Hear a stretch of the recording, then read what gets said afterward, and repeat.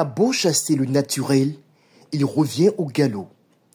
Les relais de la propagande russe-africaine, vont debout pour déstabiliser la Côte d'Ivoire, se livrent une nouvelle fois au ridicule en tentant de donner du crédit à leur dénigrement qui veulent faire passer la Côte d'Ivoire pour un pays militairement dépendant de l'aide de la France.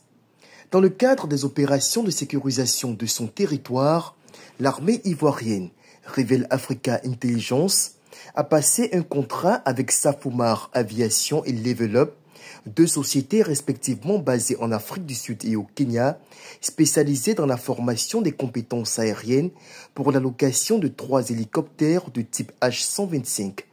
Ce contrat de location, faut-il le préciser, avait été conclu dans l'attente de l'acquisition de 10 hélicoptères commandés par l'entremise du négociant franco-israélien Steve Bokobsa, patron de Magenta Solutions, qui avec une autre société israélienne, Tar Ideal Concept, ont été sollicités pour formaliser le contrat de location. Comme l'indique le confrère, l'achat des 10 hélicoptères, dont 5 de type FD500 et 5 autres de type Agusta, n'a jamais abouti au point de prolonger au-delà de la durée prévue de location l'usage par les forces aériennes ivoiriennes des hélicoptères H-125.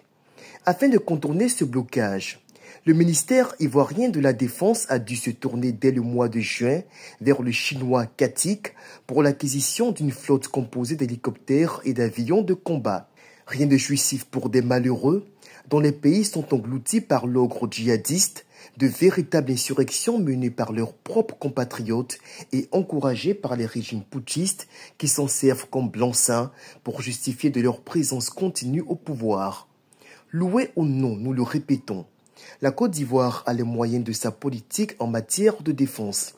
Qu'il vocifère, l'esprit tourmenté par la montée en puissance des groupes djihadistes et la misère ambiante. Un message très important qu'ils se doivent d'intégrer. La Côte d'Ivoire, en location ou non, saura au besoin s'octroyer les ressources nécessaires pour punir toute velléité d'agression extérieure, et ce, quel que soit le dirigeant qui sera installé à la tête du pays.